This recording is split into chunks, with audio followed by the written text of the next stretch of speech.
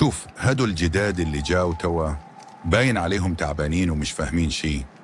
هذا أحسن وقت، لازم نبدو نضغطوا عليهم شوية شوية ونفهموهم إنهم مش مسافرين خلاص، اللي يبي يخرج لازم يخلص.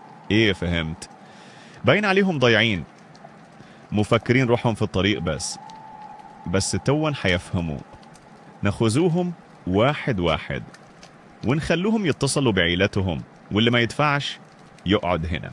اسمعوا مليح، كل واحد فيكم يتصل بعيلته ويطلب فلوس، واللي ما يدفعش يقعد هنا، مفيش خروج. Attendez les gars, vous avez entendu ce qu'ils viennent de dire? Je ne comprends pas vraiment l'arabe, mais il y a des mots que j'ai reconnus. J'ai entendu plusieurs fois flou, ma fiche floue, maï corjouche. Je ne sais pas exactement ce que ça veut dire, mais j'ai l'impression qu'ils parlaient de nous. Regardez-les, ils sont juste là, à côté. Ils parlent tranquillement entre eux, comme si on n'existait même pas. Franchement, ça ne me rassure pas du tout. Depuis tout à l'heure, j'ai un mauvais pressentiment. On nous fait entrer ici, on ferme les portes derrière nous. Et maintenant j'entends ces mots. Je ne sais pas pourquoi, mais je sens que quelque chose ne va pas. J'espère vraiment que je me trompe. Frère, moi aussi j'ai entendu. Je ne parle pas très bien arabe non plus, mais j'ai compris quelques mots. Il a parlé d'argent. J'en suis presque sûr. Et j'ai aussi entendu qu'il disait qu'il ne fallait laisser personne sortir. Franchement, ça commence à me faire peur. Depuis qu'on est arrivé ici, personne ne nous explique rien. On nous regarde comme si on était des prisonniers. Tu ne trouves pas ça bizarre? Moi, je commence vraiment à croire qu'on est tombé dans un piège. J'espère de tout mon cœur que ce n'est pas ce que je suis en train d'imaginer. Mais pourquoi ils feraient ça? On a déjà payé le voyage avant de quitter notre pays. On nous avait promis qu'on allait juste faire une étape avant de continuer vers l'Europe. Personne ne nous a parlé d'être enfermés. Personne ne nous a dit qu'on allait rester ici sans pouvoir sortir. Plus je réfléchis, plus je me dis qu'on nous a peut-être menti depuis le début. Franchement, je commence à regretter d'avoir quitté ma famille.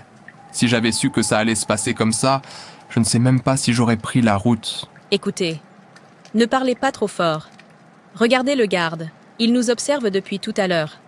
Moi, ce qui m'inquiète, c'est qu'ils ont fermé le portail dès notre arrivée. Il y a des hommes armés partout. Personne ne nous demande si on a faim ou si on a soif. Ils nous regardent, juste, et ils attendent. J'ai déjà entendu des histoires comme ça. Des migrants enfermés pendant des semaines. Ils appellent ensuite les familles pour demander encore de l'argent. Franchement, j'espère que ce n'est pas ce qui est en train de nous arriver. Mon cœur commence à battre de plus en plus vite. J'essaie de rester calme, mais je n'y arrive pas. Je pense à ma mère.